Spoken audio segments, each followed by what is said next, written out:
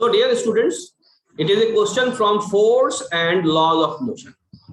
तो मैं चैप्टर का नाम लिख दे रहा हूं, force and laws of motion का ये क्वेश्चन है।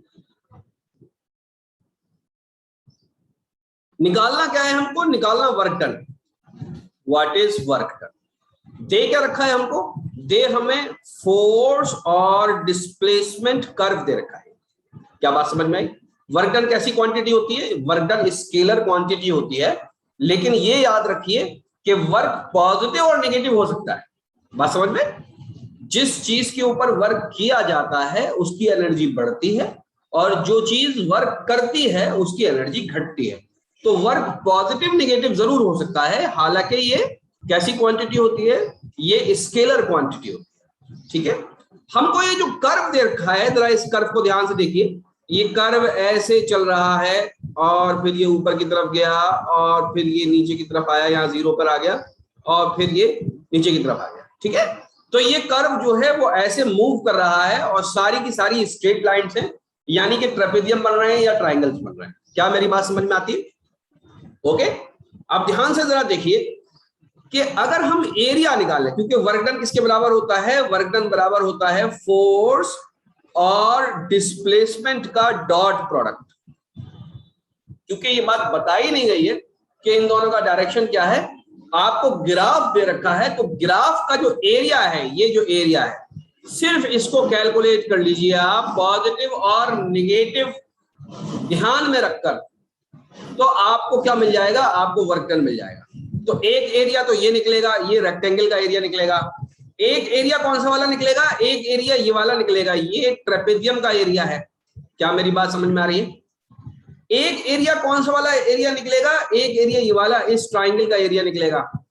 ठीक है, और इसको आप बोलेंगे पॉजिटिव। ये सब ऊपर की जो क्वांटिटीज हैं ये सारी की सारी कैसी होंगी? पॉजिटिव होंगी।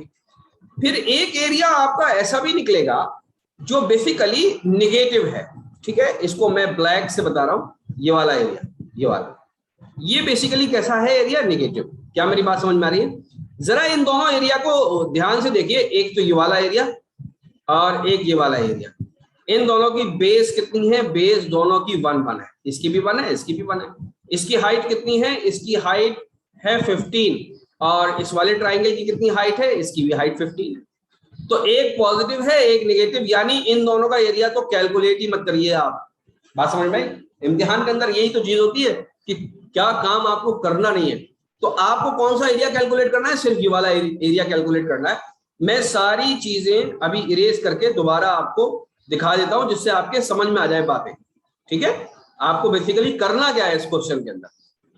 इस क्वेश्चन के अंदर आपको एरिया निकालना है। तो याद रखिए, ये वाला जो ट्राइंगल है, ये वाला ट्राइंगल, इसका एरिया, और ये जो ट्राइंगल है इसका एरिया बराबर होगा, क्योंकि एक जैसे ट्राइंगल है।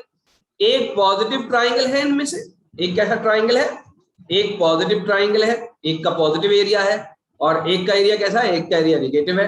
तो इन दोनों को तो आप कैलकुलेट ही मत करिए, इसको भी मत कैलकुलेट करिए, इसको भी मत कैलकुलेट करिए, ये तो खत्म ही हो जाना है। तो अब हमको करना क्या है?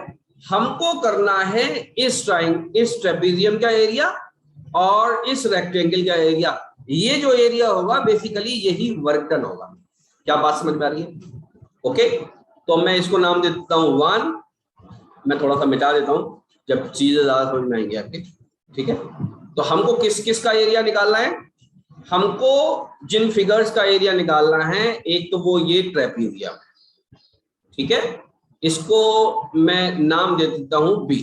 ओके, और हमको जिस रेक्टेंगल का एरिया निकालना है, एक वो रेक्टेंगल ये है, इसको मैं नाम दे देता हूं A।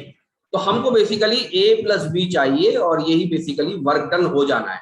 तो A का एरिया किसके बराबर होगा? इसकी बेस कितनी है? इसकी एक लेंथ कितनी है? 1, और दूसरी लेंथ कितनी है? 10। 1 × 10।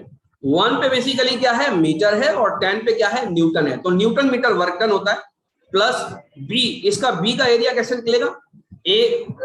Distance between 2 parallel line is again 1। ये आपका कितना दे रखा है?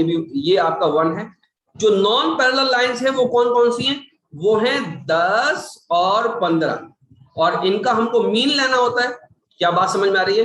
1 × 10 विल बी इक्वल टू 10, तो वर्क डन में यहां कैलकुलेट कर रहा हूं, प्लस 10 और 15 इन दोनों का सम हो जाएगा 25/2, तो ये हो जाएगा 10 plus 12.5 is equal to 22.5 newton metre. Newton metre is as good as joules, तो आंसर आ जाएगा 22.5 जूल्स।